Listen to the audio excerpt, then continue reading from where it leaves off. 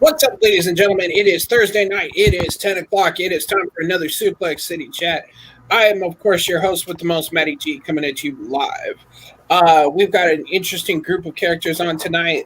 Let's just start with our resident painmaker.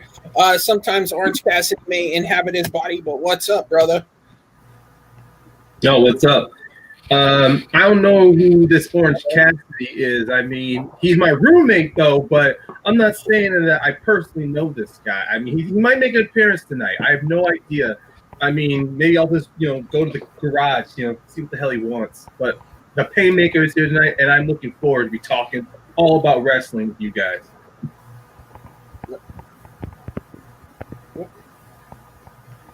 Well, my time to talk? My bad.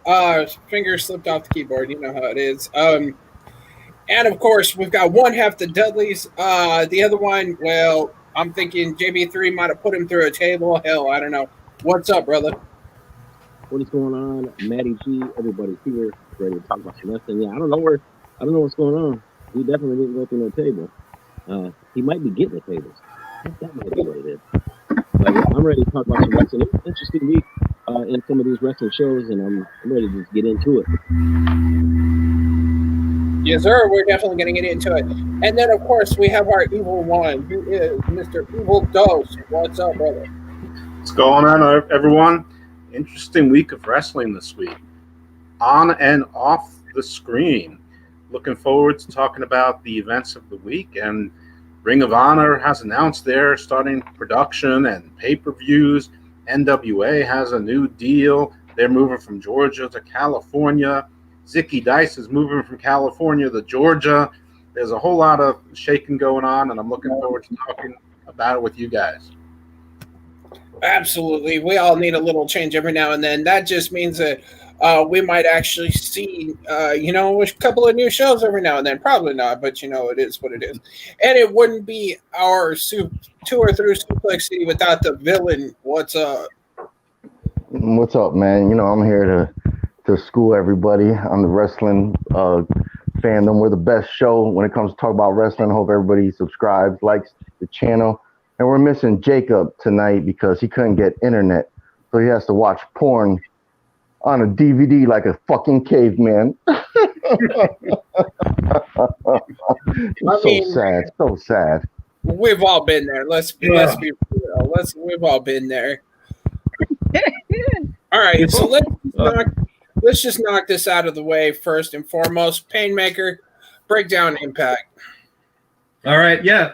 I'm just going to go through this really quickly. Tonight's Impact, it was pretty much like any show that's trying to hype up their pay-per-view emergence. It's a 2-night event, but mainly what Impact gave us was some good teases. We have a good tease between Deonna Purrazzo and Jordynne Grace, where their match at Emergence for the first night is going to be a 30-minute Iron Man match for the Knockouts Championship.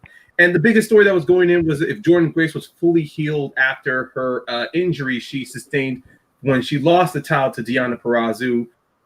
Spoiler alert, she's fully healed. She had a match against Kimber Lee. She was fantastic. Jordynne Grace showing that she's still that thick mama pump with the strength and with the skills. And EC3, his promo game has continued to raise heights. Just this, he did a great promo at Moose, who is the, I won't say unlisted, but the kind of like with the FTW Championship. It's like an unsanctioned belt. He's the unsanctioned TNA Heavyweight Championship. All EC3 said in his promo was fantastic. He said that he has no hate towards Moose, no disrespect, but Moose holding that championship represents a part of TNA that has to be destroyed.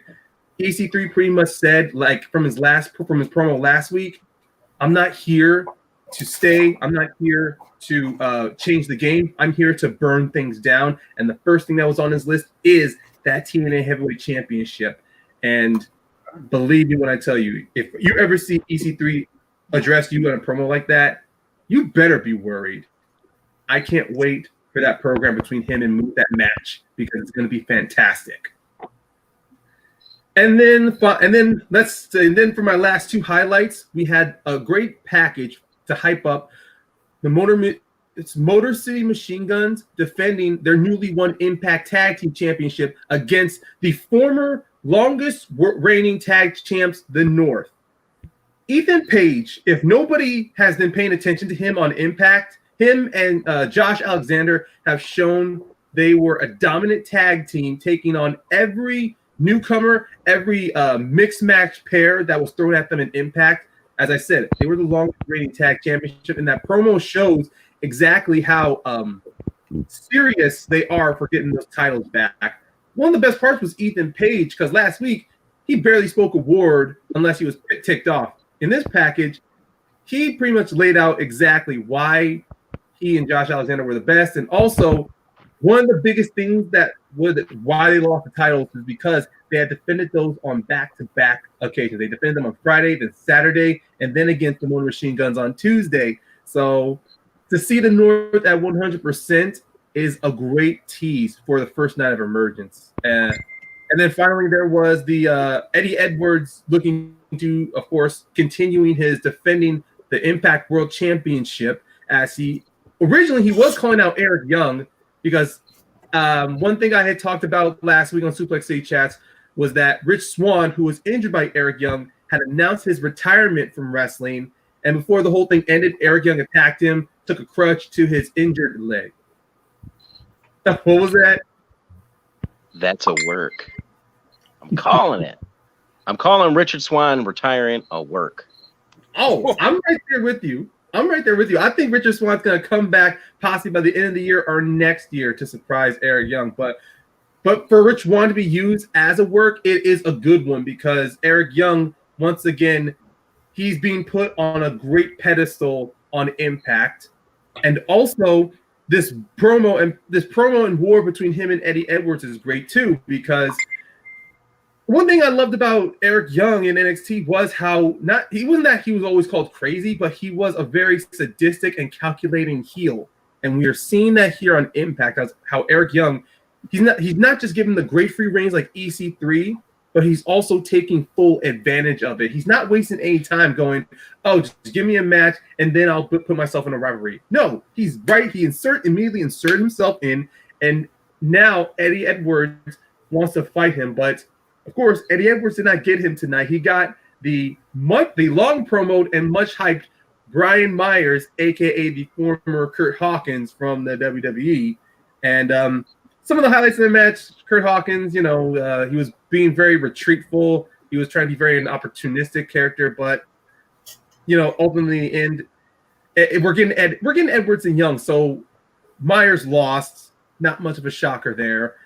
And I believe with Emergence right now, pretty much what I said, for Impact, they spent most of the program hyping up the first night of Emergence, and the card looked very fantastic because not only is it the Motor City Machine Guns against the North, it's not only going to be the 30-woman Iron Man match. We're also going to have Kylie Ray versus Taya Valkyrie. We're going to have Moose defend his championship against Trey of the Rascals.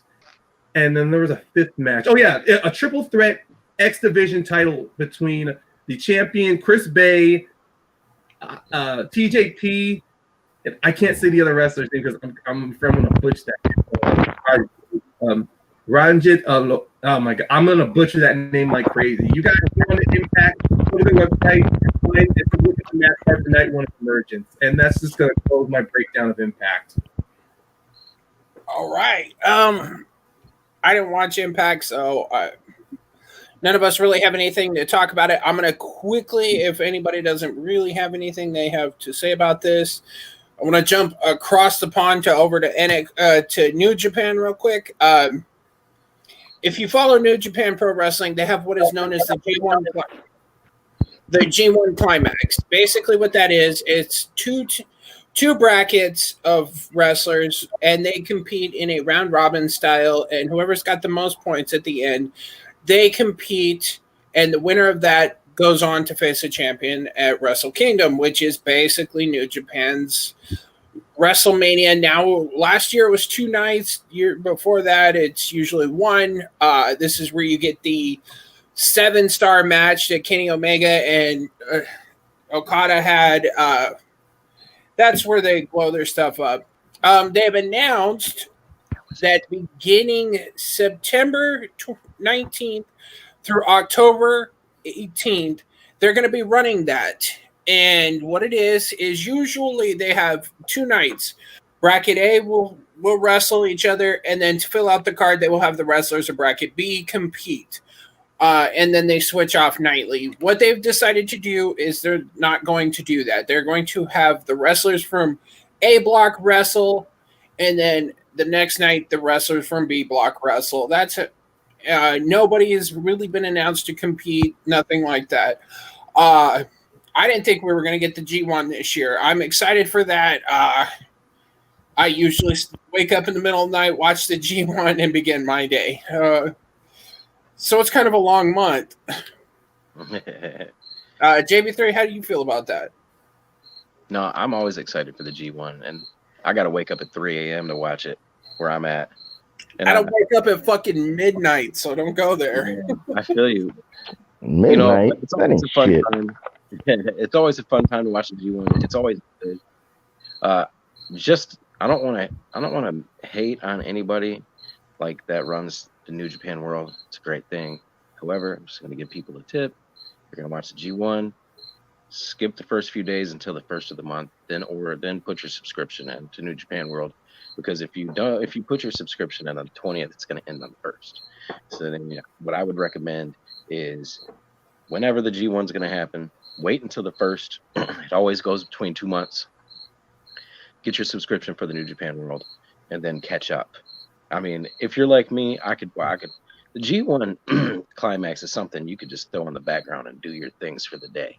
Like if you got a day off and you just got things to do around the house, throw on the G1 climax. Tag matches will get you there, and then by the time you're done, you're hitting the main events and you're just in awe. But yeah, basically, just to save your money, wait till the 1st, then order, then subscribe, and just watch them all. Then you probably catch up by the time the end. You know what I'm saying? So that's all I got to say. Especially if they're just doing per block, they're just wrestling the blocks themselves. They're not filling out the card with the tag matches or so forth. And if you've never seen the G1, I do recommend checking out some of the matches, because some of them are comedy matches. You've got some wrestlers that'll come in, and instead of wanting to get punt, they'll like pull out their DVD and say, here, watch this, protect me. And then that DVD will get punted like 4 rows back. That's one wrestler. You should say his name if you're going to talk about him. I've seen it a few times. Or they get duct taped to a table. I mean, come on now.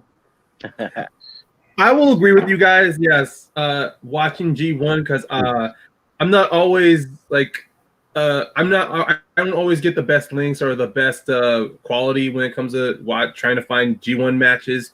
But when I do, I always try. I do sometimes skip the first couple of matches and try to look at some of the like once they have the points ranked in for certain blocks. Like I'll say I'll watch the 5th or 6th match on block B, or the 8th match in block A. Just when you see the points are starting to rack in, to play with the psychology of the wrestlers.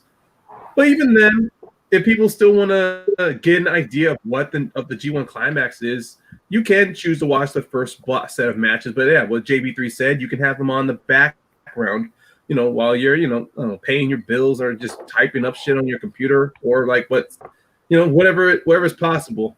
Don't think you're gonna miss much. But if you do have New Japan World, or at least you have like a good link, you can always jump back a couple of seconds and see what you missed. Right. I really want to porn on a DVD player like a caveman. Yeah. I'll say one little thing. If you're having it on in the background, careful with the kids, because in Japan, they don't care. Their wrestlers would come in there and be like, "Yippee-ki-yay, motherfucker," and then boom. I think it's all the guys using wrestlers, though, not most of them. All right. I'm jumping in, man. Jesus Christ. Everybody. All right, I'm going to jump in right quick. I'm going to say what I got to say about the New Japan. The G1 Climax is a great It's a great tool, and it's a really unique setup that they have, and it's always intriguing every year. And if they're going to pull it off for these 2 months, I can't wait to see some New Japan action again. We got a little taste a couple weeks back, and then I haven't heard nothing. So this right here, this is going to be a blessing, because those wrestlers can work, and they work. They just work. I'm not gonna go into fucking 5-minute dialogue on this shit. Like, anyway, but yeah, that's my thing on G. I can't wait. I can't wait for the G1 climax. Oh, there's a little heat simmering here. I got two quick things on this. I am not a big follower of Japan, so I only have surface level insights. One, this year might be a little bit different. I don't know if they can change the format or whatever it is, but I'm not sure if you can just dismiss anything, because there's a lot of wrestlers who are stuck out of country who aren't part of it. So guys who weren't as featured or as important before may take a more prominent role or a different role this time.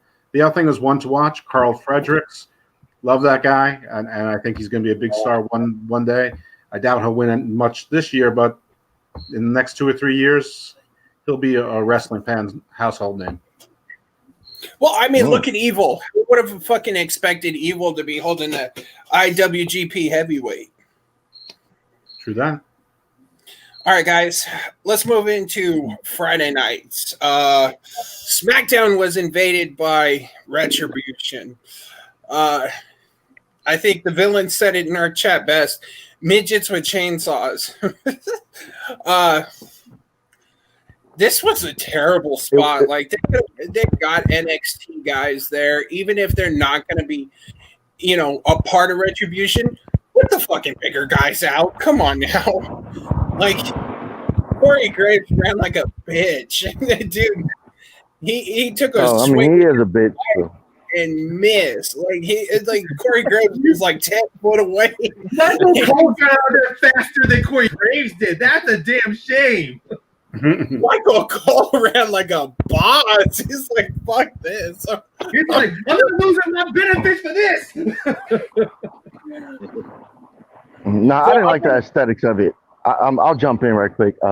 Unless you're going to call somebody else into this shit.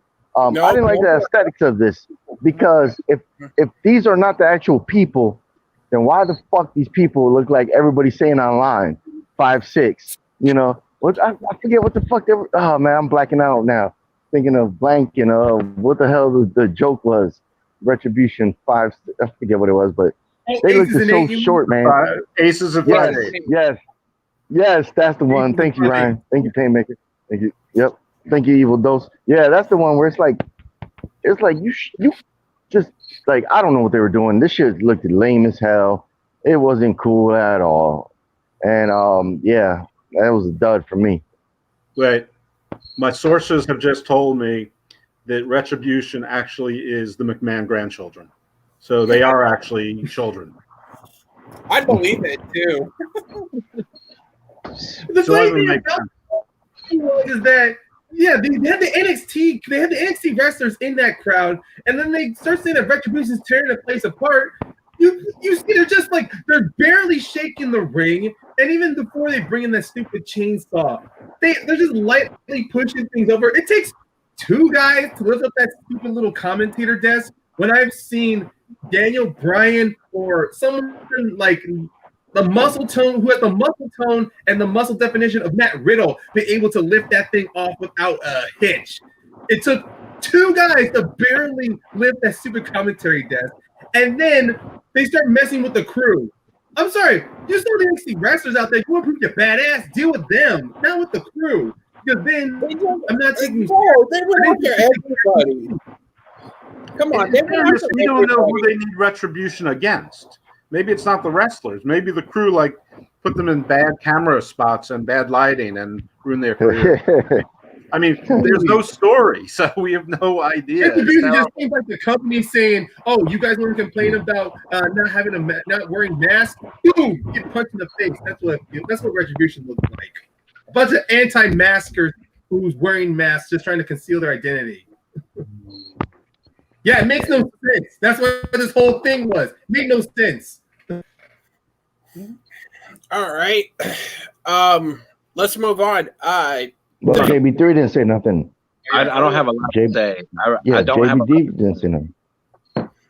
Yeah, thanks, brother. I'm like you on the last one. I don't have a lot to say about this. Man, it was trash. But I'll say this. Why don't Retribution attack NXT? because Pat McAfee's taking over. They've been attacking on SmackDown, and ain't no sign of them in the NXT. That might be a point. Good point. That's a good point. If Retribution just turns out to be the Undisputed Era than 2 NXT wrestlers, female wrestlers, I will be pissed. I doubt that, but okay. I kind of want to talk about Alexa Bliss and The Fiend again. We had, that part too. Show that picture. Show that picture I sent. That I want to see next Friday. That one you want to see next Friday? Well, so somebody give their opinion on this while I get this pulled up. Man, you're gonna pull that picture up. Look, what's the worst thing? I mean, look, I understand when you face the Fiend, you revert back to who you were. This was the worst version of Braun Strowman I have ever seen. If Braun was going to revert back to who he was, I would prefer the Braun Strowman during his Raw run that led to his rivalry with Sami Zayn. This version of Braun felt like it was a mashup between the new era Braun Strowman and then the Black Sheep Braun Strowman. Like it was an unholy union between the two of them. It was a bad scripted promo that it was badly worded, badly scripted, badly shot. And what was the whole point of him having Alexa in that ring and then she's now just tempting him to do picture, villain? Hold up, what picture, villain? Oh, God damn it! If you don't have it, don't worry about it. It was the one with it was the Photoshop of the Fiend's head and Alexa's head on Edge and Lita when they're doing the sex celebration. Oh God! Yeah. That's fine. That's fine that that's not on the screen. Sure. Yeah. I knew that was. I assumed that was it, but I thought I would just. All right, I'll say my little two pieces about this. Ryan, was talking about it, and it just Braun Strowman hasn't had a lot of character development, so it's like when you're saying like, oh, is this the Braun's from this or this is the Braun's from that? It's like the motherfucker hasn't really talked that much. Like he was quiet, and and then he broke off, and then he talked a little bit. It's not like we've seen a lot from him, character wise, where we're kind of getting it's just a big fucking dude that just like country maybe strong, so he's talking. But yeah, his promo ain't. This promo is gonna take a while. Yeah, there it is. Delete. Yeah, delete that. Yeah, so I don't know, man. This shit was kind of weak to me, because Braun really didn't land the promo. So, but I don't know. We'll see what happens next Friday. At least when it comes to the Fiend, you're always going to be kind of intrigued unless they jump the shark one day and really mess this up. Like people are always going to be intrigued, like I am right now about the Fiend. So I'm gonna see what happens, this Friday, tomorrow. But other than that, it is what it is. It wasn't that great. Yeah, there was some good and some bad here. I don't think that Braun's promo was necessarily bad, but it was bad for this. This was a heel promo, and he's supposed to be the face. He should have done more like Flair, where you messed with my head, you messed with my friend, I'm coming for you. Less roar. Everything's roar. You awaken the monster. Well, big deal. He's the Fiend. He wants to awaken the monster. It didn't make sense. It was out of place. So I'm not saying it was the worst version of Braun. In another circumstance, maybe it's an okay promo. It just made zero sense here. What I did like about the segment was I thought they were giving us a replay of last week, the Fiend and Alexa, and it started out that way, but it ended differently. I'm not really sure what it all meant. It sort of took me by surprise, but I thought that was very creative. But it was a little bit of a miss because I don't know what it was supposed to mean necessarily.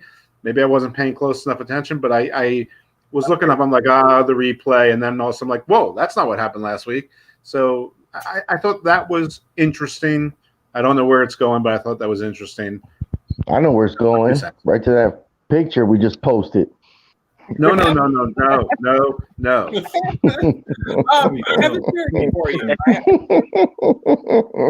I have a theory for you. That was the highest rated segment, or it's like the second highest since like back in the day when it came out. Facts.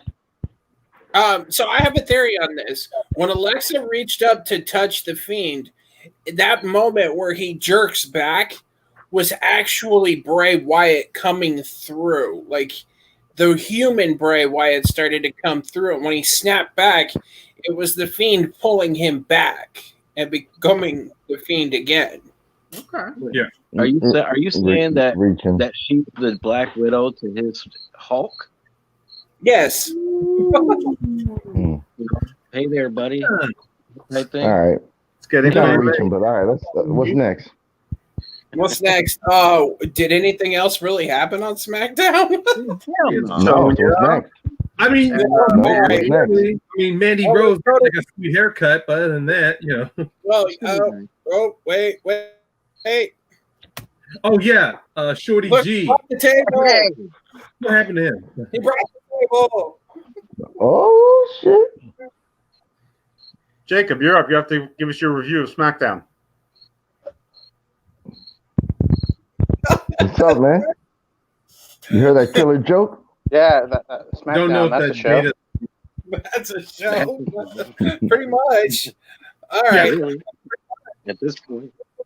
Yeah, Mandy Rose showed off her new haircut, new costume, kind of more kind of, heavy machinery-esque. That was a thing. Well, she did tweet her new haircut saying that she's now God's greatest soccer mom, which I'm like, you're not wrong. Corey Graves said that too. Corey Dude, Graves. she's gonna piss AJ Styles off. She better watch out.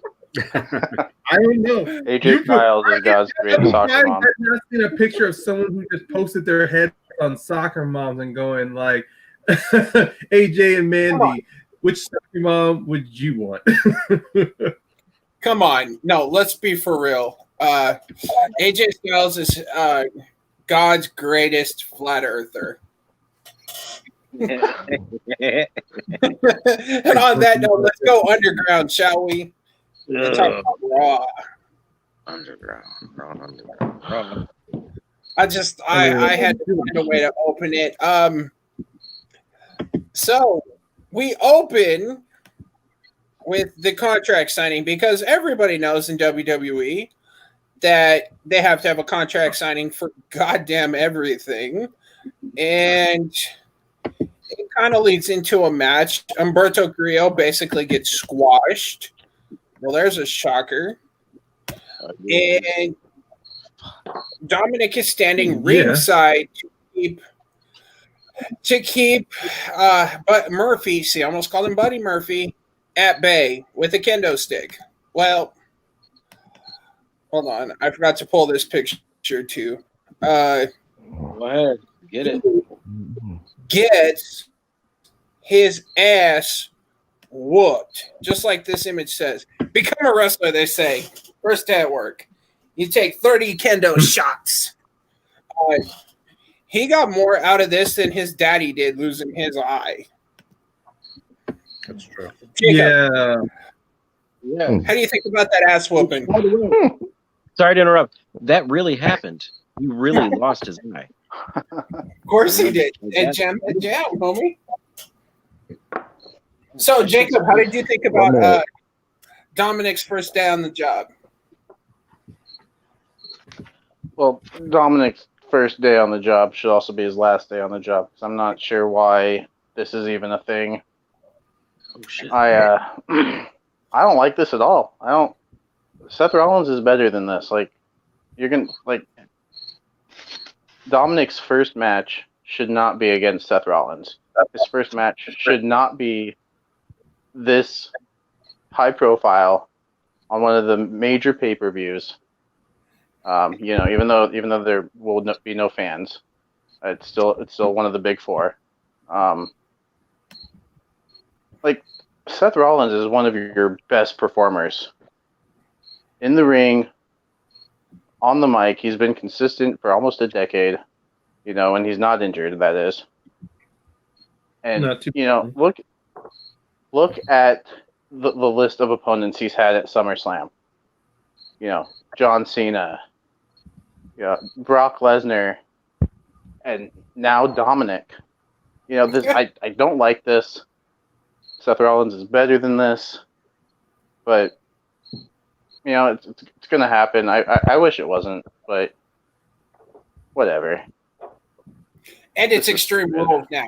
We must add that there are weapon stipulations allowed in this match. For Dominic. Is it for just Dominic, or was it just? Or, I'm pretty sure it's for just for Dominic. What is with So the- I'll jump in now. Since everybody, I'll jump in. I'm gonna say my shit right now. Yeah. It was wild, Matt, that you started off and you called him his daddy, not his father. That's wild. Anyway, you know what? I ain't mad at this at all because right now, you know, they're throwing different stuff up, and it's still you know, WWE's credit right now. This does continue a story arc that's going on. It went from his father, you know, because he raised him, not his daddy, you know. Rey Mysterio hasn't been in prison, you know, like missing. He's been there for his son. But anyway, you know what? I'm telling you, man, right before, we got 2 weeks before SummerSlam? correct. Yeah. I'm telling you, man, they need to pump some fucking steroids in Dominic, and he comes out on some Goldberg shit, bro. Straight up spear, you know, straight up jackhammer, big boot to the face, you know, like, and that's a wrap. Like, that's all he do. Like, just come out and just savage. And I'll be down with that, man, you know. Hey, they can have him for 10 years. He's only 22. Shit. He could be there killing it for the next 10 years. He'll be the John Cena now. But does he bust his dome off a door before coming out? No, he probably won't do that. He'll probably just like pray to the mass and then come out like. But they got to give him some good music, man, because right now he don't really have a theme. So at SummerSlam, they need to get him a good theme song. I think that'll be a step in the right direction. But that's enough out of me. The gentleman who wants to go next. I'll go next. Look, I won't even say much either. I think it's okay. I'm not really a big fan of this. It's kind of cliche. Seth Rollins is just doing what he's doing. However, I think it's going to be a test for Seth Rollins. I'm going to wait. I want to wait and just see. I'm just going to watch the match. I want to see see what Seth Rollins can make him look good. See what Seth Rollins can do for him. Because he's already been training for a while now. If they think that he's ready, he might not be ready, but let's see what Seth can do, because Seth is going to lead this match. I mean, come on, let's be real. You know, can he carry him? Can he? Because there's Bret Hart's out there. Let's, you know, it's a lost art. Bruh, okay. Let me stop you right there. You said if hold up. If WWE thought he was ready, bruh, they had Brock Lesnar and Cain Velasquez. Look at that. Look, I'm just going to say this. That was a bad decision, first off, because he had a bad knee. Second off, we knew what he could do. Cain could have went out there and had a better match.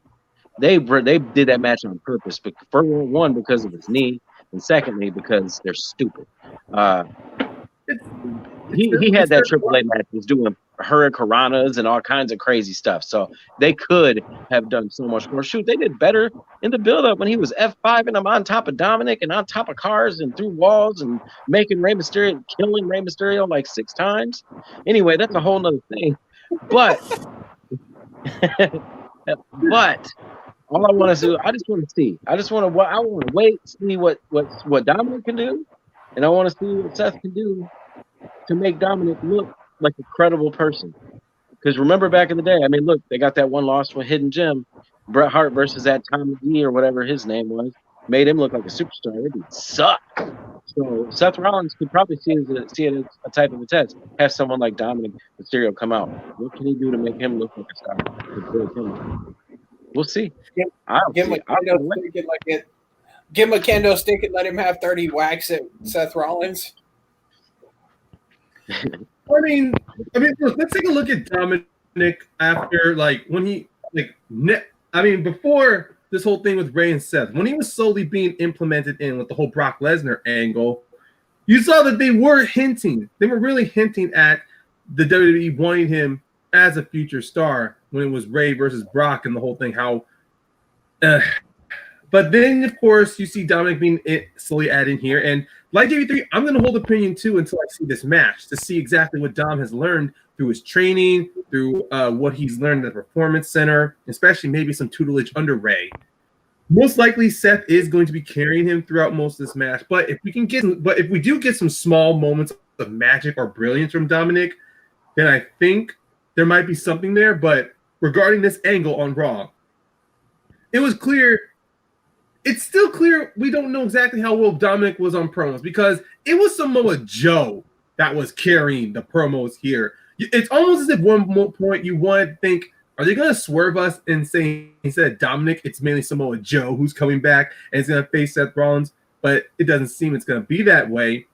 Because before then, I thought originally when Samoa Joe had stood up last week, when he stood up last week to Seth Rollins, I thought, oh, it's going to be Dominic and Samoa Joe versus Seth and Buddy Murphy. But because Joe is not 100% healed yet, I can understand why it's Dominic and Seth. And it's continuing that story, which, to be honest, I mean, this needs to conclude. This really does. Because what we're going to do again, Ray comes back, and then what? Seth's going to want to tear out his second eye? No. Well, that's sort of how I feel about it. And I agree with Jacob to a point. I will say this. I don't like Seth Rollins' promos. I mean, if he speaks, I tune out. I actually thought he did really well this week on the mic. I thought his promos, both before the segment or the front part of the segment and the end of the segment, were both good. I just don't see where this goes. I don't care how good Dominic is in the ring. He's about 5'11". He looks to be about $130. I don't care what he can or can't do. I don't want to see him for the next 10 years. I don't want to see him for the next 10 minutes. But where can this possibly go? I mean, as everyone's saying, this needs to end. So either Dominic Mysterio is going to beat Seth Rollins, one of the best of all time, one of their stars, in his first match, either clean or through some fuckery. Either way, who cares? Or Ray is going to come back out. Well, he's back in it. He lost an eye. How does this end? How does this end beyond eye versus eye? The other sort of sub-story that seems to be going on is Murphy's going to turn on Seth Rollins. Well, is that going to happen now? So does anyone see Murphy being the hero or someone to go over Seth Rollins? I just don't know where this story goes, and I don't know where it goes that I want to be taken with it. There's no direction I can see they can do it. Actually, the Samoa Joe thing was the only one that I could see, but I know that we try not to fantasy book here, and they also completely dropped them. I mean, 2 weeks ago that was sort of cool, but they didn't pick it up. They didn't continue it, which unfortunately with WWE that doesn't. We never know if that means they forgot it completely or they just didn't write it in last week. So I don't know. I didn't like it. I don't want to see it. I just can't decide which I like less: Adam Cole and Pat McAfee, or Seth Rollins and Dominic Mysterio. That is true, and we will get to absolutely that topic here pretty soon. All right. Next up, I remember Selena Vega got smashed by Bianca Belair. In my opinion, it was fantastic to see that woman back on our TV screens because she can go. Did anybody see what happened on Zelina Vega's Twitch the other night? I do subscribe to her Twitch, so I saw. I didn't see all of it. I remember hearing it in the background, and then it was just all of a sudden like she's just talking with Kayla, and then all of a sudden I'm hearing, "What's good?" I'm like, "Hey, what the hell is happening?" I turn around and I just saw Zelina knocked on her ass when it was Bianca there. I mean, it was clear Bianca. I don't know who she knows, but she broke into Zelina's home and took her out, which raises a lot of questions. But just that come on, let's be real. Her man, Aleister Black opened the door, said she's sitting right there. I know. Hey, someone knocked on Aleister Black's door, and it was Bianca Belair. No, but right. The thing is, rewatching that and reviewing that clip, it kind of helps. Go ahead. I'm sorry. WWE booked that right. Aleister Black got his eye fucked up. He didn't see shit. He thought it was for him. No, they did. They did it right this time. Holy crap! They are really thinking of him. They got this. They got it on lockdown. There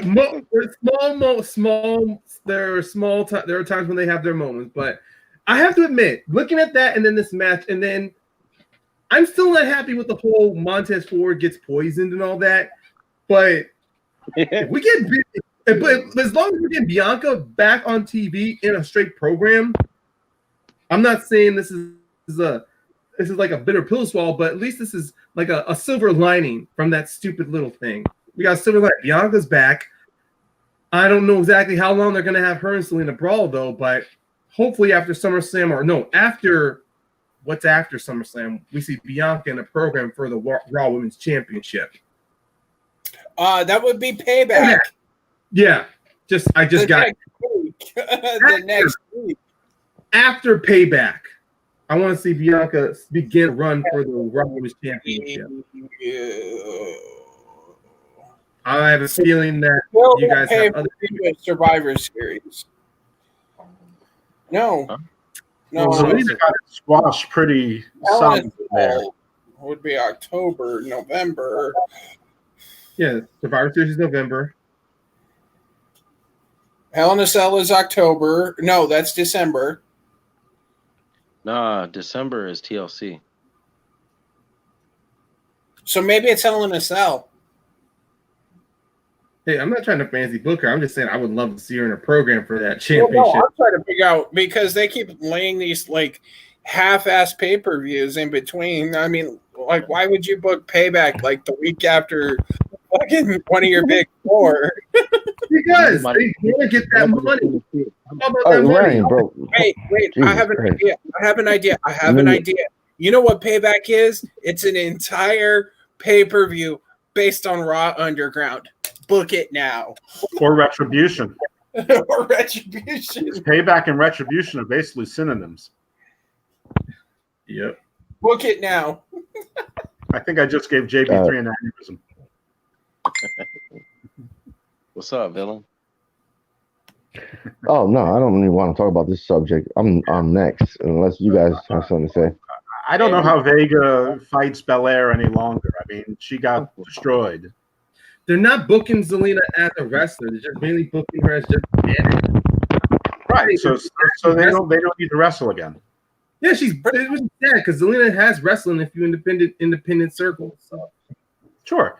But I mean, her character here. But maybe she brings in who's that? The giant woman from NXT, Raquel Gonzalez or something. Maybe they bring her up and she's in Team Vega or something like. But I mean, I could see Vega like being like the Heenan and sort of being at war with Belair, but I don't see Vega and Bianca going head to head. I don't know. But I kind of like the long-term booking of it. I like the fact that, they've actually carried the kayfabe into real life because kayfabe is real, damn it. Yeah. Move on. Yeah, absolutely. I don't know what else to talk about Raw. We finally figured out that Asuka will be taking on yet again Sasha Banks at SummerSlam. Yeah. Good.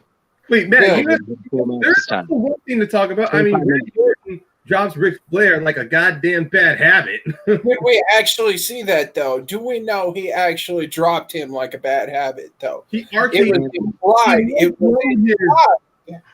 I think his ass will show up at SummerSlam. I think he was written off. I'm going to say one thing, and that's it. Go back to the episode where right after Backlash that we had on Suplex City Chaz, I said it then, and I've always been saying it since. Randy Orton's going to win the championship at SummerSlam. I ain't saying nothing else on that subject. That's going to happen. I agree with that. And that's going to take us to our all-out pay-per-view later, where I hate to disagree with JB3, but Mox is going to take that title just because of kind of that idea right there. But all right, Raw is done. Ross, it was I don't know. Yeah, honestly, y'all didn't even talk about Underground. Because what about better? Underground was better. Shayna Baszler was better. It was They better. did a good job with Shayna Baszler, but other than that, Underground was just kind of, I blinked and it was over. They just got to have legit guys and girls, and they're good. I think maybe we'll see how long. It might not last that long. I thought Cal Blue and Riddick Moss or whatever his name is were pretty good. I thought Arturo, what's his name, Rojas, whatever, the Brazilian shoot fighter. I thought he looked really good. I thought he was impressive. So I still like the big guy, Batatunde or Keva Bata or whatever they're calling him. But I'm interested in those three people. I don't think Cal Bloom is on anyone's horizon anytime soon. But if I would got interested in 3 or 4 people out of this, that's a success. I just need to talk about the 3-on-1 where Baszler was beating up the 3 women and nothing to say about the segment except one of those women was wearing her street clothes. I mean, it was like Nicole Wallace ran off the MSNBC set or whatever. I don't know what that was all about. She got her ass whooped, though. Let's be for real. It did make Shayna Baszler look like the beast she really is. So if they're gonna build this up to get these people to Karrion Kross style badass, I'm gonna run through whoever. It might work. All right, Villain, what you got about Underground? Nothing. Great, get up then. All right, so this week in NXT, we learned first matchup, Karrion Kross took on some nobody, and I think the nobody kind of got too much work in. Danny Burch, he's not a nobody. Compared to Karrion Kross, what is Danny Burch doing? Let's be real. Compared to Karrion Kross, what is Danny Burch doing? Nothing. His ass is sitting on the pine pony, boy. Well, he's a journeyman. Yeah, he's a journeyman, but also if you're gonna overlook his teamwork with Oney Lorcan, when those two are a team, then it's kind of like calling Burch a nobody. Comparing him to Karrion Kross, that is really low bar, man, because it's clear NXT has high hopes for Karrion Kross, while Danny Burch, it's more of he's the journeyman, and he's there with Lorcan to give us technical matches. But he basically got squashed by Karrion Kross. He got a little too much offense. Basically, this whole segment was to set up the end where Keith Lee comes out with the papers saying, you know what? I told you to work your way up, but this is what it does. She slides him a contract that says, my name, William Regal, now it needs your name, and we'll fight. Takeover 30. And then he got his ass blown up. Keith Lee got blown up like a bitch. And for 20 minutes, they could have had him go to the back and show him getting in an ambulance, not basically destroy that match that was behind it. Drake Maverick put in some work, but half the time you didn't see it because it's Keith Lee's got popped with Fireball, not as bad as Hulk Hogan. At least he sold the Fireball much better than Hogan did. That's for damn sure. He sold it much better. And Hogan didn't have a choice to sell it, bro. Hogan didn't have a choice to sell it. He fucking burned his eyebrows off. What is up with everybody's eyes, man? I don't know, but I see where you're going with that. It's everywhere. Keith Lee's not going to even start with that. Hell, look at Johnny Gargano. He goes after people's eyes with car keys. That'd have been an easier way for Seth Rollins to pop that eye out. All right, I'm gonna jump in. I'm gonna jump in and talk about everything except that fire was okay with that. But the fire was terrible. Yeah, the fire. Once the fire hit, and you could see that it didn't really hit him, and then he's selling, and then they took so long focusing on that. It was just kind of shitty writing. I wasn't interested. I was okay. People said, You know, there was a match in the ring. They should have paid respect to that a little more. We didn't, so it was like, why were they even wrestling? It was a no-go. You know, they took too long. I guess they got to try to kill 2 hours each week, man. And they learning that shit right now. They keep getting their ass kicked by AEW, and they're just gonna try. You know, they was, you know, it's just something they thought was probably gonna be entertaining and fill 20 minutes of a 2-hour show, but yeah, it missed to me. JB3, care about our social media hits. JB3, how do you feel about this? I mean, in general, Cross is warming up to me a little bit as long as they keep showing him in the ring. You know, as long as people like Danny Burch can sell the Saito suplex so good and take those good bumps. As far as the story with Keith Lee goes, I'm kind of on the same page. There's no way they botched that more than Hogan, but it doesn't make it good. I don't know. They always do all the fire spots. They do the eyeball spots lately. They're doing all these things. They got these things now, and you got to think it's Bruce Pritchard or something. It's always something. Like there's some weird shit just always happening. Contract signings. But I mean, yeah. Now I will say for a contract signing, I love that for a contract signing. That was mad cool for a contract signing. You have everything but that fucking fire. And then, now his eyes are fucked up. Like, why would you do that? Like, that makes no sense. For one, if you burn his eye out, then the match is going to get canceled. You're not going to get title shot.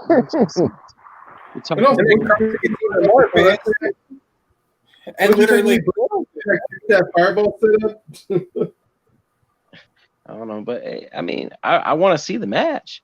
I want to see him do that Saito suplex to Keith Lee, and Keith Lee no sell it. Yeah, that'll happen. I'm calling. I don't know that crossface though that Danny Burch put on him, and Cross just kind of manipulated out of it. And that look on his face, like into the suplex, that whole spot was just. It's probably Sean. That's probably HBK. Oh, I have no doubt.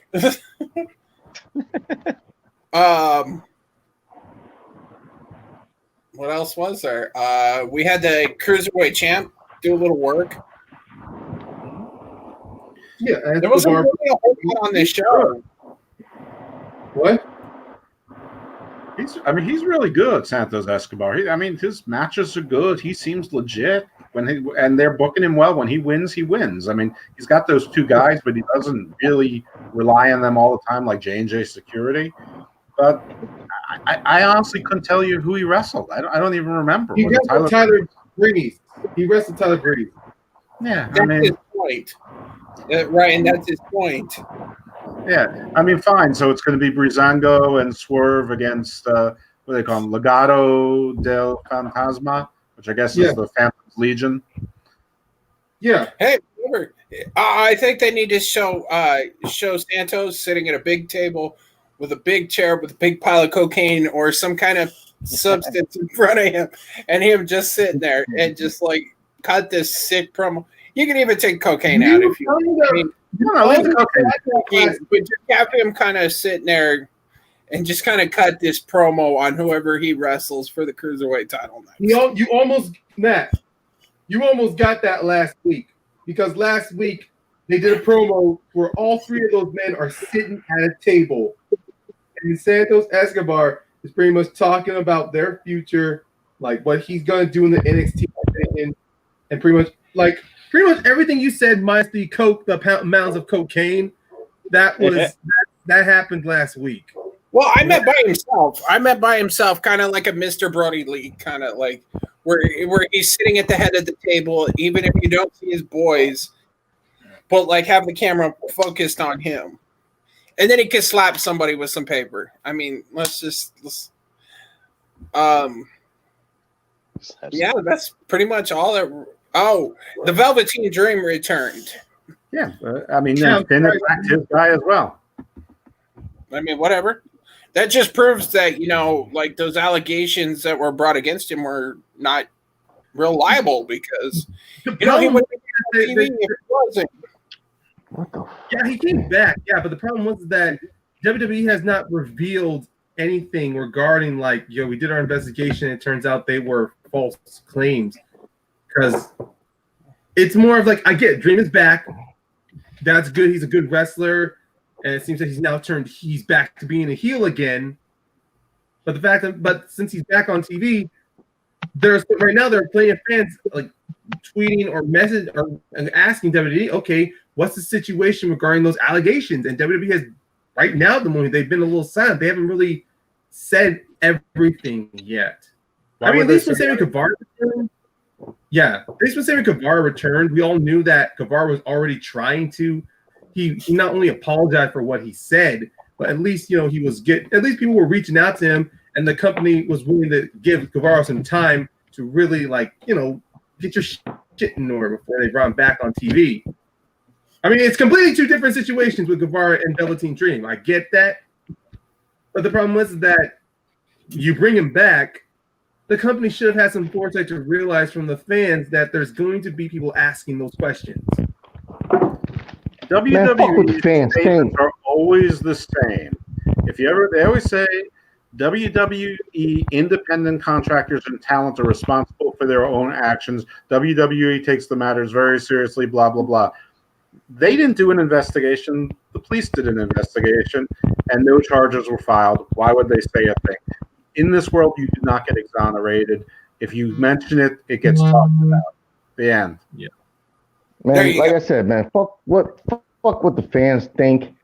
I don't know what the hell Ryan's harping on because I didn't see no petitions or a lot of outrage or this and that. I'm just saying that. All right, you talk enough, brother. You talk enough, brother. No. All right, no, you talk enough. I'm saying my shit now. No, TMG. I don't give a fuck. Nobody ain't gonna be no damn backlash. Yo, Velveteen Dream is back. People should be happy because it's like WWE is $1 billion company and they have lawyers out the ass. They don't fucking lose. So if Velveteen Dream is back, they know that ain't shit to talk about.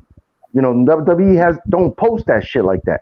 What have WWE ever said like, oh, this guy, he might be involved in some the touching shit or whatever the fuck the thing was called. They don't say that shit. So if they bring a wrestler back, I'm happy Velveteen Dream is back. I don't, motherfuckers want to watch wrestling, but then they want to, break kayfabe and be like, oh, is he cool to be back? You should be happy as fuck. He's just back. I'm happy to see him back. Shit, he's a good wrestler. And he's going to wrestle Finn Balor next. So I'm about that. That's all I want as a wrestling fan. Yeah. Finn Balor going to whoop his ass. Hey, let's not forget that he got in a car accident too. That is true. Like, he should have, been out for a while anyways. But Bender. I agree with Villain. The Finn Balor and Velveteen match would be nice. Yeah, I think it's going to be great if they give it time. And they both attacked their opponents afterwards like they're both heels. It was terrific. I think NXT had a great high spots this week, but the show itself wasn't great, if that makes any sense. It was better than Raw and SmackDown, but not as good as Dynamite. It was not as good as Dynamite, but it had better high spots than Dynamite. But Dynamite was a better show. I can't really explain it any better than that. Well, let's just transition into AEW this week. So we started off Monday night with the women's tag team tournament, which was kind of garbage in my opinion. There wasn't anything really to brag about. The teams that you expected to win won, and there you go. Tuesday night, you had, kind of the typical, your main eventers won, your undercard guys didn't win. I do want to keep one of the segments from Dark out because I want to talk about it in a little bit. It was an entertaining hour and a half, And then we moved to Dynamite. Dynamite kicks off, and WWE's surprising let go, Mike Chioda, is on making his AEW TNT title. I'm trying to figure out how to word this. TNT title refereeing debut. I think it's a good pickup for him. For sure. Yeah. And just like someone tweeted, this dude will teach them, and I said it, he'll teach them how to do those 2 counts, those false finishes. He knows how to do those so good, and he's going to teach these other guys. He's going to be a really, really good addition, not only because he's a great referee, but he's going to be able to teach those referees. Like, it's going to be great. If they want to learn. Yeah, I think Aubrey Edwards will stay, your main host, your main ref, but Mike Chioda could be pulling the strings from behind the scenes. Like, he could go, this is how you do this is how you do this, and boom. Same way. Opening match we had, and it is Tag Team Appreciation Night, presented by Fuck the Rest, or Fuck the Revolt, or Fuck the Revolution, or Fuck the Revival. You pick your FTR hashtag. First match was the Bucks and the Dark Order. The Bucks come out, the Dark Order attacks them, and we have a match. We have a match. I enjoyed the match. It was definitely well worth it. It was definitely classic tag team wrestling. We're gonna take out one person and we're gonna work on the other while that one's out, and the face team's gonna come back and get the win. Can I say one thing about this match?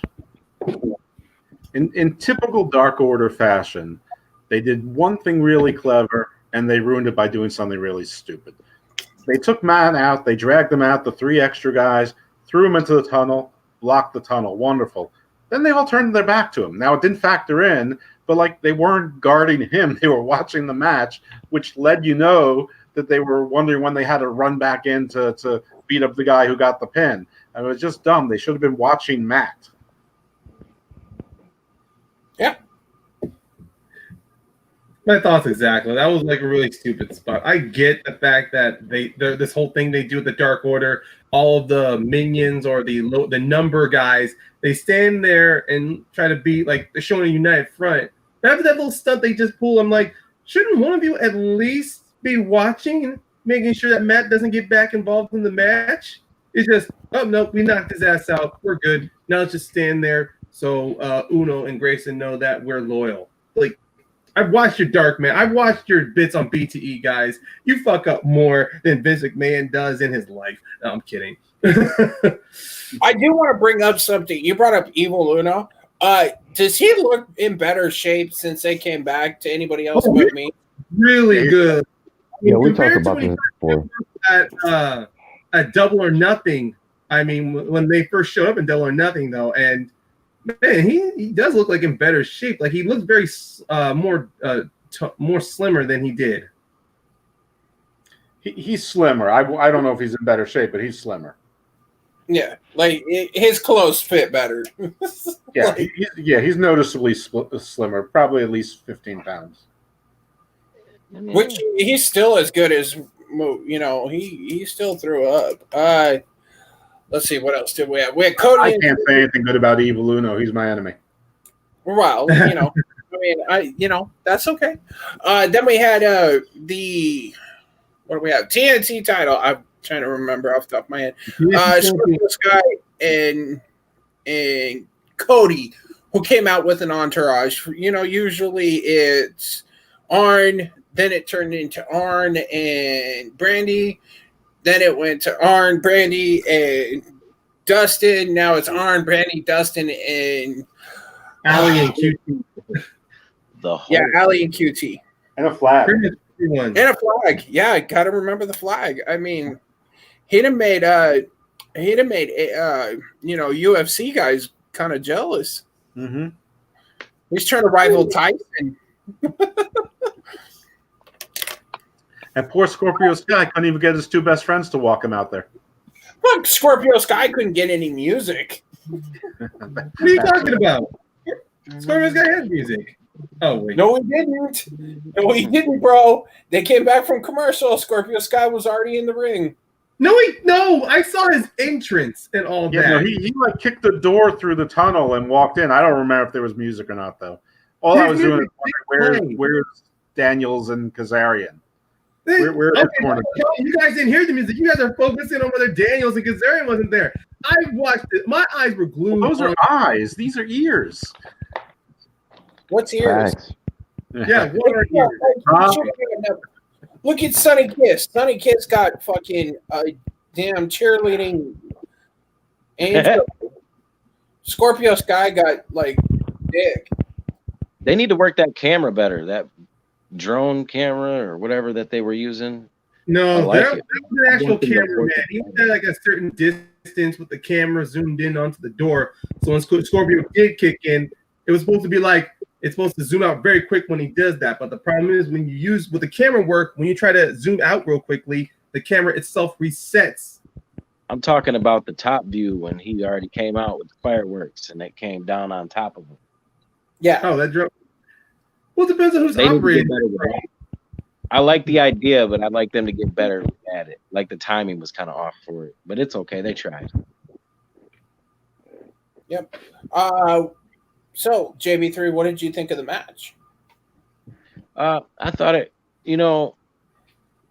so when John Cena was doing his open challenges, and I know these were just like this was predetermined. John Cena!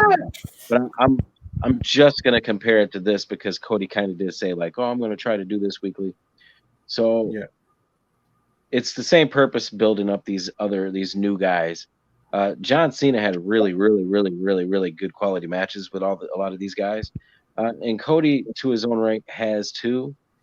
I don't feel like this match was their best. I feel like they could have done better. I feel like they could have went 10 more minutes. Maybe they're saving it for in the future. I don't know. I am a little bit. I'm getting annoyed. Not at Cody. He's skilled. But I talked about this before. Now, the match itself, it was fine. They do great. I just wish they had more time, and I wish they could do more. The fact that Cody, came out with the victory, it is what it is. You expect that, but the fact that Brody Lee is going to challenge for him next, so now I said it before, I say it again. It's another big guy coming in, getting a title shot like he did against Mox, losing, becoming a joke. He's going to come in, get another title shot. He's going to lose. He's going to become a joke. Like, I don't understand the concept of putting Cody over like that. You're going to tell a story later with it? Maybe. I don't know. But Cody's great. I want to see him turn heel. But when it comes to, like, I'm starting to get annoyed with how this is turning out with the whole who challenges for this title. Because he's going to win. Like, I could see it being indie guys. I could see it being a Scorpio Sky because he's going to be there for years. I'm sorry, but Brody Lee is not going to be there for the next 20 years. He might be there for the next 10, but he's already been down the road like a long time. I know he's just starting to get up now. He went to the WWE, but like, I'm just saying, like,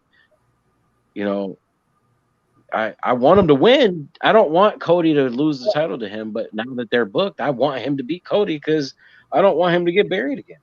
I think he will. Like, I'm going to be honest. They're building this Saturday afternoon pay-per-view, or this Saturday night show, which we'll discuss next week how we're going to figure that out because we will be back that Saturday night to be discussing NXT XXL, double XL or triple XL. Ooh, Triple X. Yeah, there you go. In your house, triple X. Look, Jimmy 3.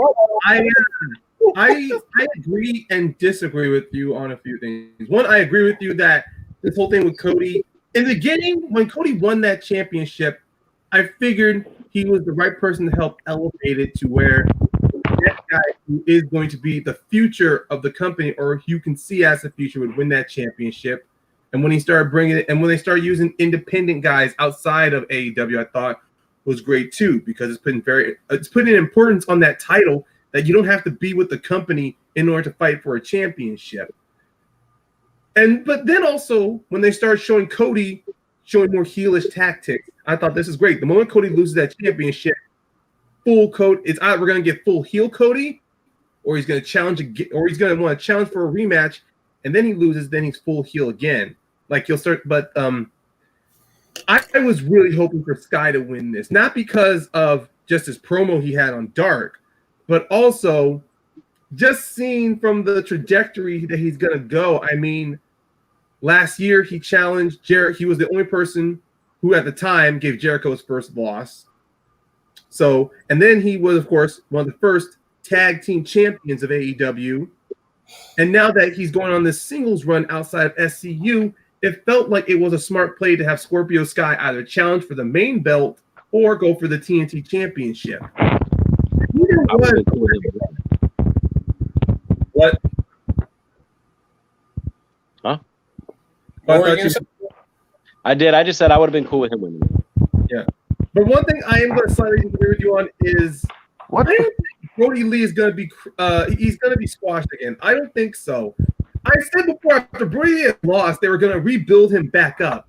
And the thing they're doing with Dark Order, he is rebuilding. Like he's being more of the leader, the head honcho, where the Dark Order is becoming more of a mainstay presence.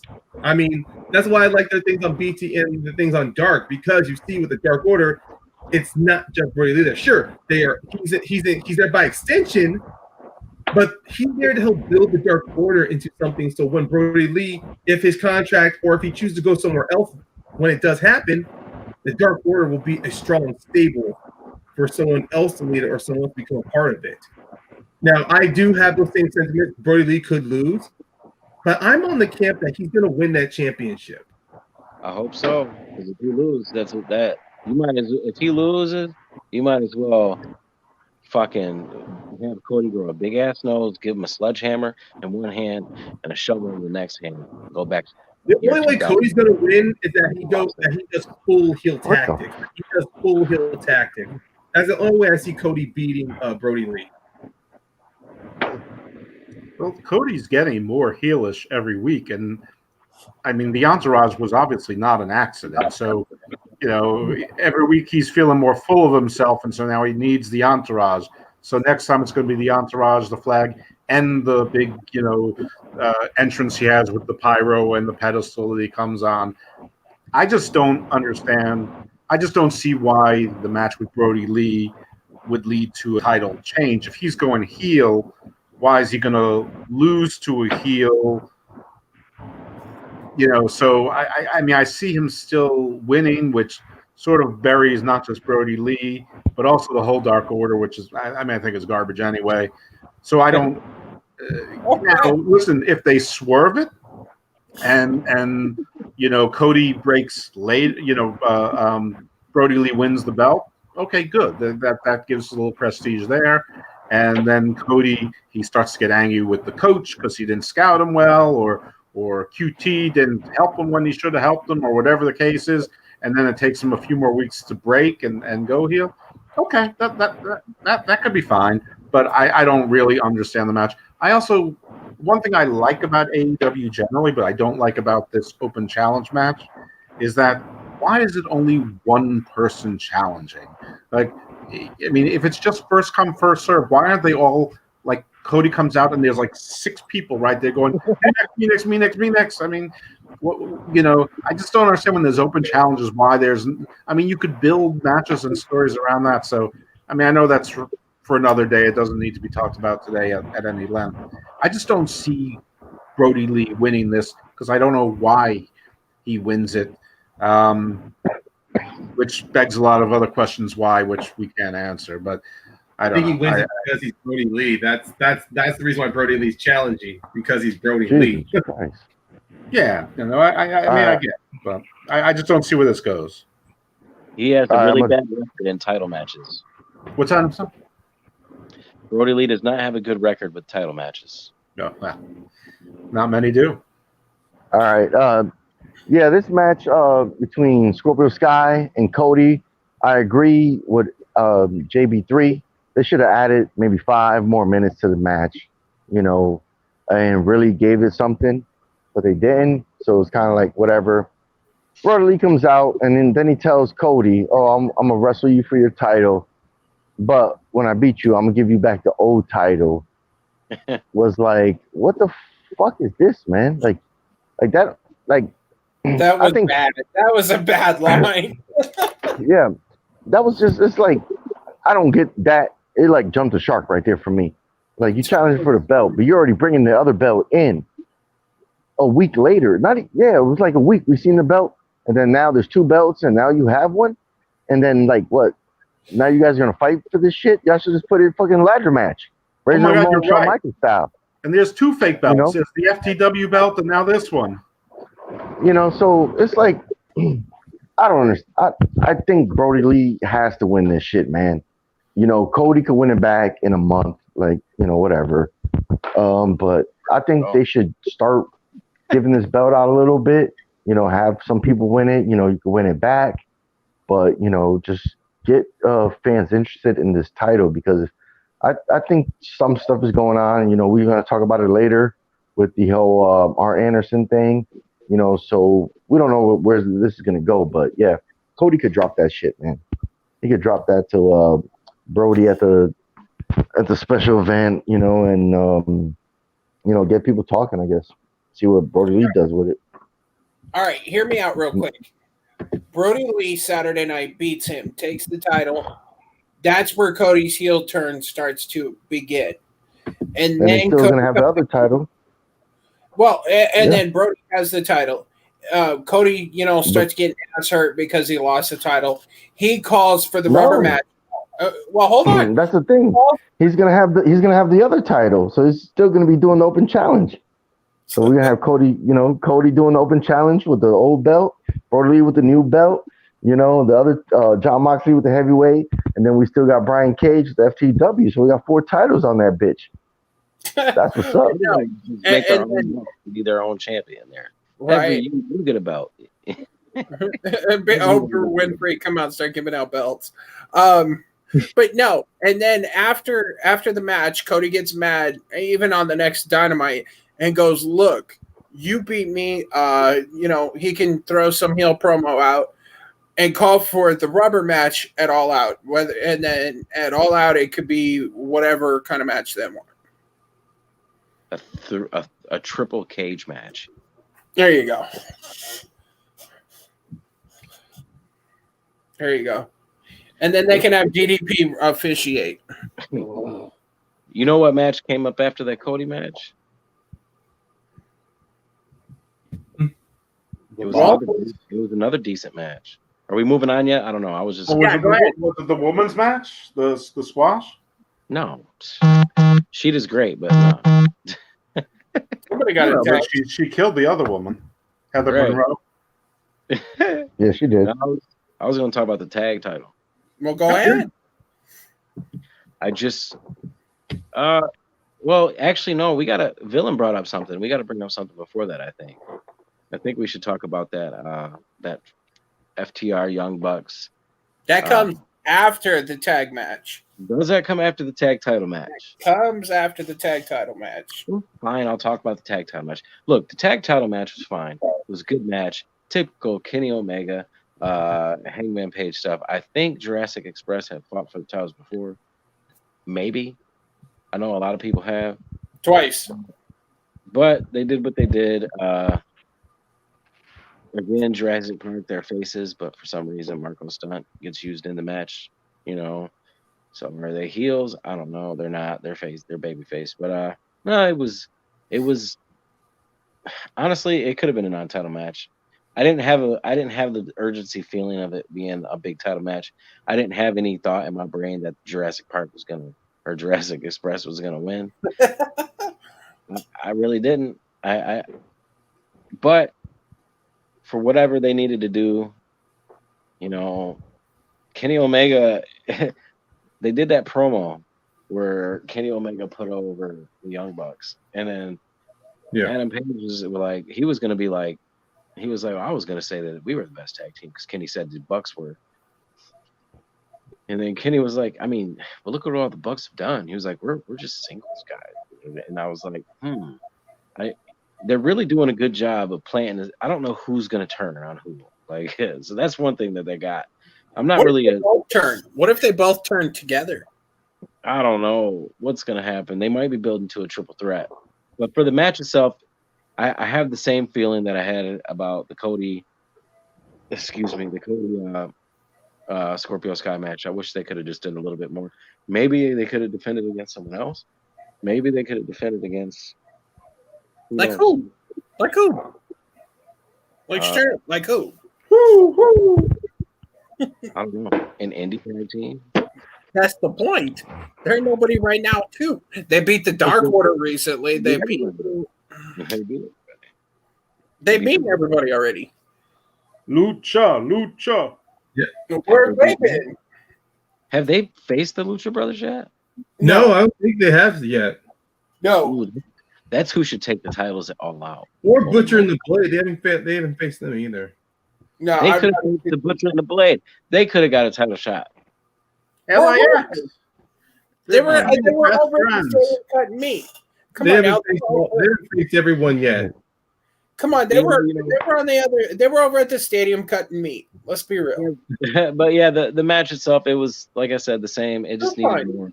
It needed more. Yeah, it was fine. I mean, it was your typical Cody, or not Cody. I'm sorry, Kenny and Hangman. You know, that's kind of the way I feel. You know, it's kind of one of that. Hey, I'm gonna have to jump out, guys. My phone is dying. We've been up here. I thought I had enough juice on my shit, man, but we've been up here for an hour and 21 minutes, so I'm gonna have to cut you guys loose, man, because my shit's on 7% right now. Man. Where can we find you? Oh, you can find me always here, man. Thursday nights talking to the best motherfuckers when it comes to wrestling. We don't have to always agree because we all love that shit. So we all should have different opinions, you know. And of course, you can find me at Jack of All Trivia, man. So I want to thank Matty G, the rest of the boys tonight. Jacob, you know, he probably popped the DVD in already. Fucking disgusting. Anyway, peace out, everyone. Thank you guys for having me. Later. Peace, bro. Have a good night. But he ain't wrong, though. I mean, it's kind of like it was okay. Yeah, it was just okay. I mean, you know, Marco's stunt is ridiculous. I'm digging this though. Like the whole Marco kind of being like this fly on the wall that gets involved, the nuisance that gets involved just at the right point to get the big spot. That's it. Dude, I'm just gonna say two things. Nicholas is bigger than him, and Nicholas has held more titles than him. Damn, you're not wrong. One thing that's funny with one thing I will admit with Kenny in this match, yeah, I like how they are really trying to tease one of these two guys might turn, but also the attitude changes in them. Like Kenny, after Fight for the Fallen Fight for the Fallen when he went nuts on Marco's stunt, you're starting to see an attitude change in him, and you completely saw it today. You completely saw it in that match. He didn't take shit from anybody. Like when he was just throwing out snap Germans through on the Luchasaurus, he gets knocked out of the ring. Marco stun laughs at him. He grabs in, is like, "You take a snap German." He catches Jungle Boy from the Tope Suicida, gives him a snap German. We're slowly, bit by bit, gonna get not the AEW Kenny, but we're gonna slowly get the New Japan Kenny back. Like this could be probably one of the longest little threads to get the 6-star, 7-star Kenny Omega, because I remember from recent BTE they were all jabbing at Kenny like, oh, we didn't like that guy, that Kenny Omega, the 6.5 star or the 75-minute match Kenny. We like this Kenny. Like they've been showing on BTE that Kenny's personality is changing, and we might not get the cleaner exactly, but we're gonna get something close to it, like AEW's version of the cleaner. I will say one thing with this. I really, really like Kenny and Paige as a team, and I really, really like that we are not sure which one of them is going to turn or what team they're going to be with. I mean, Paige with FTR stylistically makes more sense to me. I think but they've been palling around, so that's sort of the obvious. So whatever happens, it's going to be a little bit of a surprise, and I think that's in wrestling. What more can you want than that? So. I'm good with all of this. That is true. All right, let's move into something that you wanted to talk about, Mr. JB3. That was the gathering of the generations of tag teams. I was trying to figure out the best way to describe it. We had the Bucks and FTR. We had the Rock and Roll Express, and we had Tully and Arn. Down center of the ring, generations of tag team wrestling, probably royalty. With that, yeah. This isn't really the biggest thing I need to rant about, but I when we're talking about it, I'll get to that later. But for this, for what it was, I'm gonna relate this to something like the movie Inception. You have to pay attention. Oh, geez. You'd have to pay attention to every detail of what was going on with every bit of dialogue, with what they were saying. If there was anything that was as scripted as it could be, it's this. Not in a bad way, just like as far as like the narrative that they were telling, because it was very clear that now a lot of people are saying that FTR turned heel. They never were anything, so I don't say turning something as weird. Maybe they just established how they feel, because you look at what they're doing. They're appreciating old school tag team wrestling, okay, and then you got the Young Bucks putting over the Rock and Roll Express, because of how they were different. It's just like the Bucks, how they changed the game, just like the Bucks, whatever. And then you had the Rock and Roll Express put over the Bucks. And it's like, okay, you didn't really pay too much attention to it at first, but then all of a sudden, Arn Anderson popped up, and now he puts over, and he's like, well, you guys think that they're the best tag. Well, I think the FTR is the best tag team on the planet. So, and then Tully comes in to mention the fact that they're not champions or whatever, getting a big ordeal, and everything happens. Now, if you're the FTR and you have this old school mentality, and you make a whole appreciation night about all of tag team wrestling, and Dax, or one of them, I can't remember who it was, they sat there and they were like, it was because of you. And he was pointing at the Rock and Roll Express. He was talking about all of them. He was like, it's because of you that I could feed my kids. Like, it's because of you. Like, he was putting them all over. And then all of a sudden, like, the Bucks put the Rock and Roll Express over, the Rock and Roll Express put the Bucks over, didn't even say shit about FTR. And then Arn had to remind them, like, hey, whoa, FTR is a great tag team. And then, obviously, Tully's a dick, so he came in and was like, y'all all suck. Y'all ain't the champions. All the ordeal happened. He's there to do what he's there to do. What would you do? If I was FTR, I'm like, man, fuck the Rock and Roll Express, bitches. I love the Rock and Roll Express, but I'm talking from in their shoes, in their characters, from what they're all trying to do and talk about. Like, hell yeah, they were going to fuck them up. That's why his dad's got a spike pile driver. Come on. So yeah, it's probably like, hey, we're heel now because they're legends, but I don't know if you could really call it a heel thing to do. Like, they almost were justified. That was a heel thing to do. Well, guys, I'm going to do the heel thing as well, and I have to do the heel thing as well because, Matt, I told you I might not be here for long, and looks like my time has come to an end. So I'm going to bid all of you an adieu.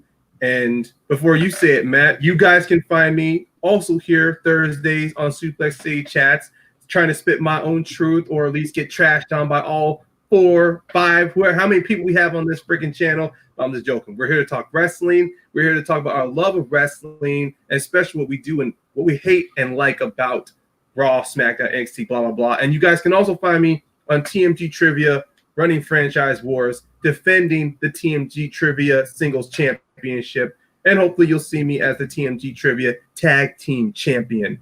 So until then, guys, I gotta say good night, because unfortunately, my computer's being a dick. See you later, brother. He's being a dick. It won't even take me. I can take him out. Good thing we got rid of him. I was just gonna kick him out. All right. So I definitely, this could be a heel turn. I don't think it was. I just think it clarifies that they're not gonna put up with any shit. Move on. All right. Wait. Before we move on, we have to talk about how Tully actually remembered when Arn got into his business a year ago, and then Sean Spears came out. Now, Sean Spears ruins everything, but he still was there, and there's a reason he was there. And I don't want him to be in any Mid-Atlantic or Four Horsemen kind of thing, but, I mean, what was your interpretation of it? Because I get why Tully was mad, and I understand why Sean Spears came out, but I don't understand the moving forward purpose of it all. Could it be that Sean Spears is the one that takes the TNT title away from Cody? He very well could be, and that would make a lot of sense. And I also think that would make sense for Cody to turn heel and Sean Spears to turn face and either galvanize Tully and Arn together or split them on two sides and make one of them keep Arn good guy and Tully bad guy, or do the reverse. Yep, but then then we do away with that loaded black glove that Tully keeps slipping Sean. Face has got to roll face. I don't know. What do you do? What else do you do with Sean Spears? I mean, something has to be done with him, or You're right. That's what you do with Sean Spears. Exactly.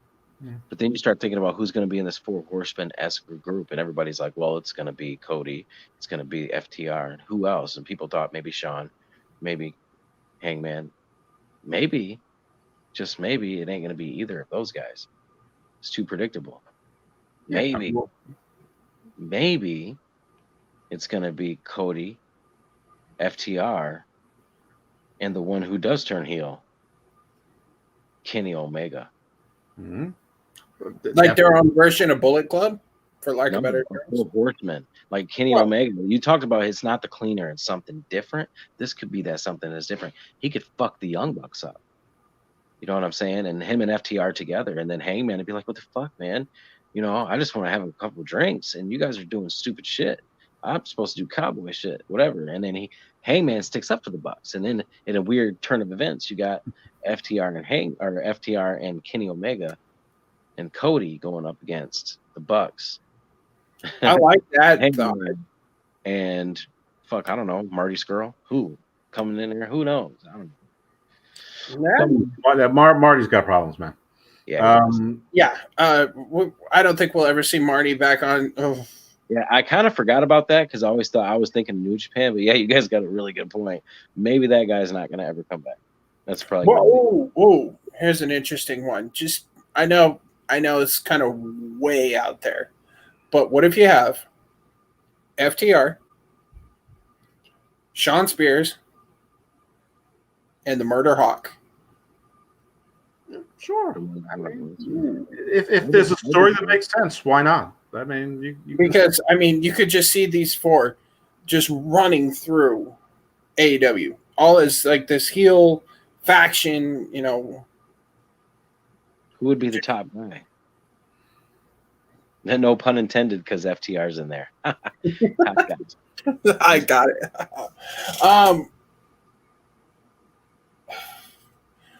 You could go Sean because he does know how to talk better than kind of the rest of them, because when he was in NXT, he could talk. But then you got Jake Roberts and you've got Tully Blanchard. Yeah, they were beefing with Arn. He was beefing with Arn too. Yeah, they were both beefing with Arn. No, I mean to talk.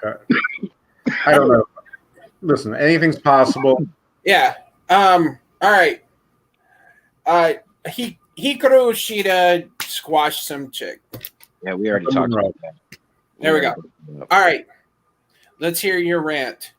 Yep, this is the last topic of the night, isn't it? Yeah, this is my rant. So, I love Orange Cassidy. I think that Orange Cassidy is a star. The AEW fans love Orange Cassidy. He can go in the ring. He can even talk a little bit. I can even believe that he can main event Dynamites, maybe even some pay-per-views. But there's one problem with this match, and there's one problem with this thing, and I'd hate to say it because I love this man, but Le Champion is starting to be, a little old. Like, I don't know. Like, I still don't think he's that bad in the ring. Like I said, he's a legend. He can still do the lion salt flawlessly. He can still be legitimate. I mean, he was the first ever AEW World Champion. He didn't even do that bad in that. Adopting the Judas Effect was smart. He's a very smart, obviously reinventing himself throughout the years. He's my number 4th pick on the Mount Rushmore. Which wrestling. one? Which Chris Jericho though? There's been like 200,000 of them. All of them. Just He him. sneezes a new. He sneezes. His whole career and everything he's done makes him. I mean, number Jericho 4. sneezes a new gimmick. But to have him main event in this match with Orange Cassidy was a mistake. He's getting a little bit, not for Orange. I don't know. He can work with some people. He's had really good matches in AEW. I think like still Kenny Page was pretty good. Moxley was decent. But for some reason, like, okay, the match itself, they could have done something. They could have had him destroy, Cassidy. Cassidy has a big comeback. And even that botched finish, that shit bothers me.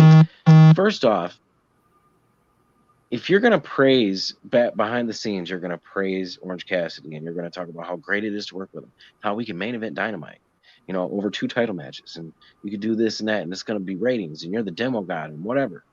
It's great. But study the guy. Look at his stuff.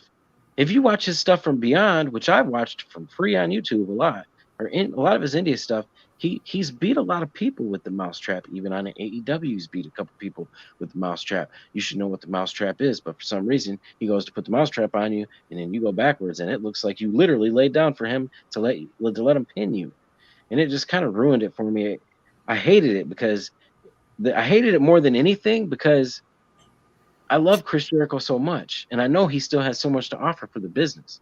But to see this, I was just like, I don't want to see this kind of thing. I don't want to see that type of exposure, because it wasn't an exposure of a loss of talent. He's very talented. It was an exposure of a lack of knowledge of who his opponent was. I'm sorry, but you should have known that was going to be a mousetrap. You should have known what was going to happen. You should have went forward. It's not like the match isn't, predetermined that he was going to use a mousetrap to get the pin. It probably was. Rehearse it. 99% of finishes are predetermined. Probably. Right. What I'm getting at is they could have rehearsed how to, get fall into the mousetrap. And look, like I said, I'm not going to hate too much on Chris. He's a legend. I love him. He's one of my favorite of all time. I'll watch plenty of his matches and even a lot of his AEW matches. But man, I don't want to see him main event over 2 title matches when they get dropped in shorted time. And then that happens. Like, that could have been in the middle of the card. You could have put the Cody Scorpio Sky match at the end of the at the main event and gave them 5 or 10 more minutes and let Scorpio Sky look amazing in losses like Darby Allin did against Jon Moxley. Yep. So that's pretty much for me there. That's what I got to say. And see, I liked most of the match. You're right, though. I like seeing Orange Cassidy come out and actually from the get-go kind of go. Because you're right. If you look him up online, the man can work. Even with his hands in his pockets. When he wants to, he can work and he can put in the effort. And I love the fact, though, that those couple of spots when he gets up on top of the turnbuckle and he puts his hands in his pockets and he just looks down at Jericho like, yeah, I'm going to do this. And that was all in good. But you're right. They knew they were going to run the end with the mousetrap, rehearse it once or twice, because, they've got that arena. It's not like they don't fucking film dark before and after, So take 20 minutes during the day, go, okay, this is how you're going to, if Jericho doesn't know how to fall into the mousetrap, just go, this is how you do it. Yeah. The show had a few weird endings. I thought the Cody Sky match ended sort of abruptly. Abruptly is a great word to use for that. Yeah, I mean the Page Omega thing. I mean, it's just like they decided, okay, we're gonna do a finisher now, and they sort of walked into it. This sort of felt the same. Jericho's had a weird week as far as I'm concerned, going to his Sturgis stuff. Maybe he had Corona. I mean, I don't even really want to talk about it. Just not pleased with him on that. But at the same time, he gives $5,000 to Kamala's, so he's on one hand, he's really, really very generous. But on the other hand, he did something that I don't care what he says. It was stupid. I don't believe that the band stays on a bus all day long in the summer in the middle of South Dakota. It doesn't matter. But I agree with everything that JB3 said in his rant. There's really not much to add to it. I'm not a big Orange Cassidy fan. I think that it's a very original, fun gimmick with a short shelf life unless you use it sparingly, and they're not using it sparingly. They're trying to make him into a star, and I know that people think the AEW fans love him, but the AEW fans love everything, and the AEW fans are going to love AEW no matter what. And what AEW needs to do is get more fans. And I don't think more fans are going to love Orange Cassidy. I think even AEW fans at some point will get bored of that shtick at some point. I mean, we can't have segments where we're talking about how silly Retribution looks because they're aces and 5/8, and me talking about how Dominic, looks like he's $125. Well, so's Orange Cassidy, and he's in his mid-30s, so he's not even a kid. So, I mean, I know wrestling isn't real, and I know there's a lot of wrestling fans who don't care about that stuff at all. It's all about the performance. It's all about the skill. It's about the dance. It's about the story. But there are people like me out there who want reality. And then there's a lot of people sort of in the middle who they all have their own lines. For some of them, it's intergender matches. For some of them, it was Joey Ryan's dick flips. For some of them, whatever it is, it is. There's different people have different lines, and that's fine. I just don't think pushing Orange Cassidy as your main eventer is a great idea. I don't think he's like your Mick Foley. I think he's more like your Santino. But anyway, that's enough for me. All right, one last thing before we wrap it up. I want to talk about MJF's promo real quick. Oh, yeah. Because we kind of skipped over that.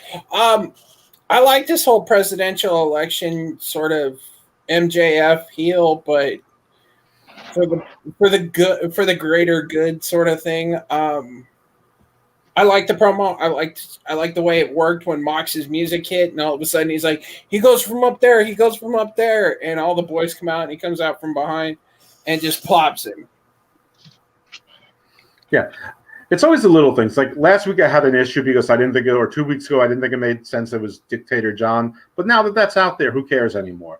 Yeah, it was great. And what I love about it is go, cover the bombs. And nobody knew what he was talking about except for it was either Tony or somebody said that's what they're called there, the entrances. They're called bomb entrances or something. And I just thought that was great. For whatever reason, that little thing just made the whole thing for me. But yeah, I think it was fun that the Moxley outsmarted him. He was one step ahead, knew that MJF would plan that way and send those people.